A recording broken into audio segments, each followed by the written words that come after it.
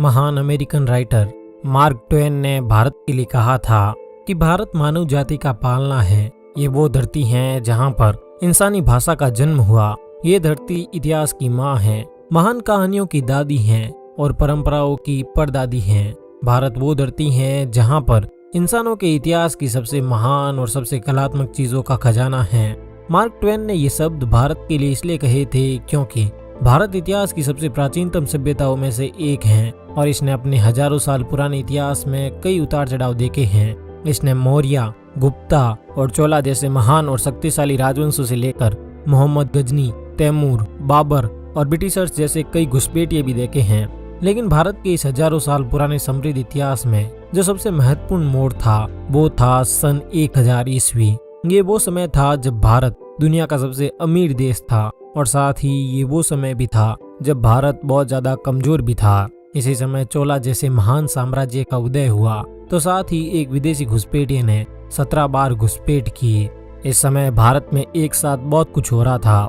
इसलिए आज के इस वीडियो में हम आपको आज से 1000 साल पहले के भारत यानी सन 1000 ईस्वी से लेकर सन 1100 ईस्वी के मध्य के भारत के उस दौर के बारे में बताने वाले हैं जब भारतीय इतिहास ने अपना रुख मोड़ा।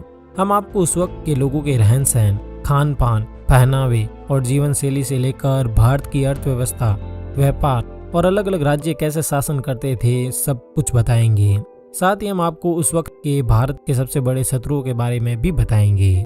आज से 1000 साल पहले मिडाइवल एज यानी मध्यकालीन भारत आज के मुकाबले कई गुना बड़ा था। उस वक्त के भारत में आज का भारत, पाकिस्तान, ईरान, अफगानिस्तान, म्यांमार और बांग्लादेश शामिल था।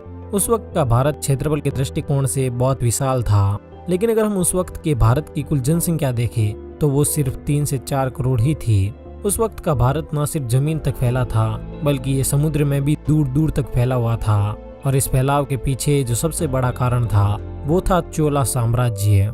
साल 1014 में राजेंद्र चोला गद्दी पर बैठे और गद्दी पर बैठते ही उन्होंने जो सबसे पहला सुधार किया वो किया भारतीय नेवी में।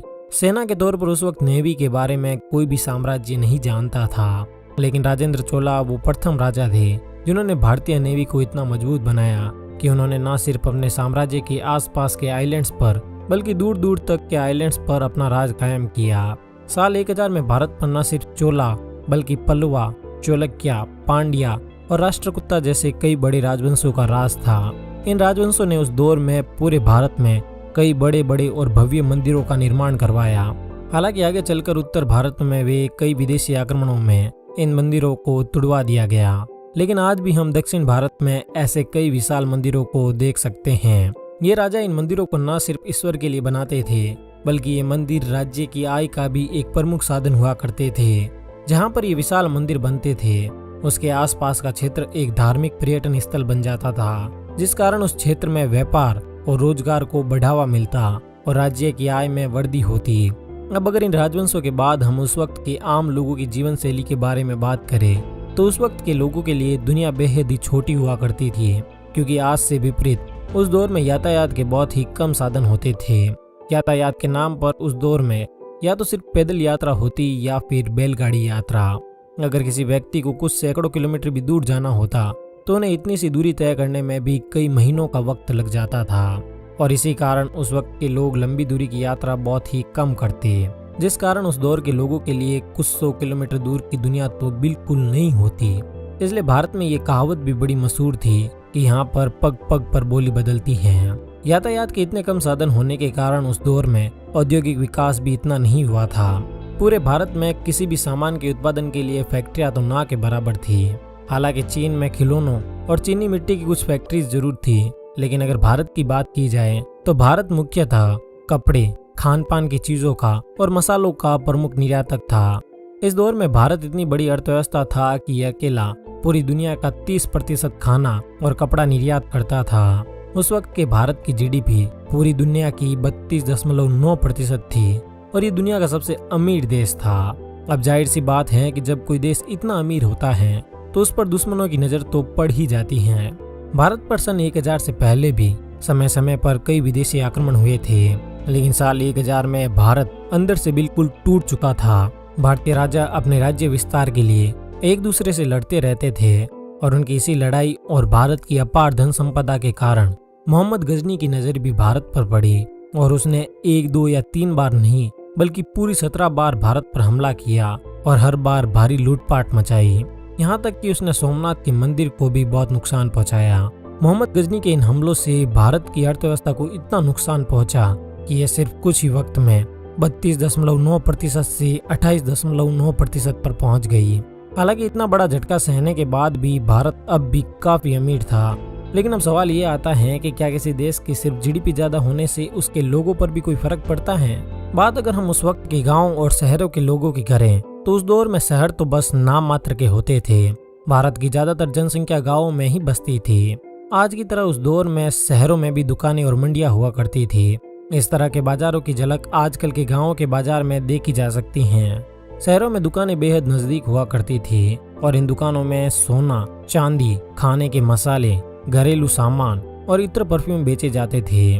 उस दौर में मशीनें तो हुआ ही नहीं करती थी, इसलिए कला और नक्काशी से जुड़ा ज्यादातर काम कारीगर अपने हाथों से ही करते थे। ये कारीगर अपने काम में माहिर होते थे। इनके द्वारा की हुई कलाकारी बेहद ही गहन और सुंदर होती थी। उस वक्त भारत की कुल जनसंख्या 3 से 4 करोड़ के आसपास थी, जिनमें से सिर्फ 10% लोग ही शहरों में रहते थे, बाकी 90% लोग गाँवों में रहते। उस दौर में जातिवाद भी अपने चरम पर था।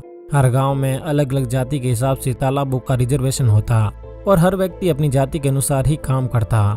गांव में रहने वाले किसानों को पानी के लिए मुख्य तौर पर बरसात पर ही निर्भर रहना पड़ता था और कृषि रोजगार का प्रमुख साधन हुआ करती थी। हालांकि उस दौर में भी मुद्राओं का प्रचलन तो था, लेकिन फिर भी अधिकतर व्यापार वस्तु विनिमय में ही होता, यानी एक वस्तु के बदले में दूसरी वस्तु ले देकर, जैसे चावल के बदले गेहूं और गेहूं के बदले शक्कर। आज के समय जब हम घर बनाते हैं तो हम सीमेंट और पत्थर का इस्तेमाल करते हैं, लेकिन साल 1000 में बनने वाले घर मिट्टी और ईंटों से बनते थे और ये घर इतने मजबूत होते थे कि जहां आज के समय के घरों की उम्र महज 50 से 60 साल होती है, वहीं उस वक्त के घरों की उम्र हजारों साल होती थी। उस दौर की कारीगरी, इंजीनियरिंग और आर्किटेक्चर इतना शानदार था कि तब के कुछ मंदिर और हवेलियां आज भी जैसे के तैसे खड़े हैं। उस समय राज्य के प्रशासन का पूरा जिम्मा राजा का ही हुआ करता था। राजा दरबार में बैठकर नियम बनाता और उन्हें लागू करना सुनिश्चित करता। किसी भी तरह के विवाद के समय भी राजा ही न्यायाधीश की भूमिका निभाता। हालांकि आमतौर पर राजा सिर्फ बड़े मुकदमों को ही सुनता। अगर कोई छोटा मोटा मामला होता तो वो गांव की पंचायत में जाता, जहां पर पंच न्यायाधीश का कार्य करते। आज से उलट उस वक्त धर्म और परंपराओं को अति महत्व दिया जाता था। उस दौर में होने वाली ज्यादातर शादियां अरेंज मैरिज होती थी, जिसमें दूल्हा और दुल्हन एक ही जाति के होते थे, लेकिन उनके गोत्र और गांव अलग अलग होते। उस वक्त भी शादियां काफी खर्चीली थी। हालांकि उस दौर के लोग जितना अपने धर्म पर ध्यान देते उतना शिक्षा पर नहीं देते। उस दौर में साक्षरता दर बेहद ही कम थी, लेकिन फिर भी उस वक्त का भारतीय एजुकेशन सिस्टम दुनिया का सबसे अच्छा एजुकेशन सिस्टम माना जाता था। विदेशों से कई विद्यार्थी भारत पढ़ने के लिए आते और इंडियन एस्ट्रोनॉमी, एनाटॉमी, बॉटनी और वेद जैसे विषय पढ़ते थे। साल 1000 का दौर भारत के लिए सुनहरा भी था और काफी निराशा से भी भरा था। साल 1000 के उस दौर के बारे में आपका क्या मानना है? अपनी राय कमेंट सेक्शन में जरूर बताइए। धन्यवाद।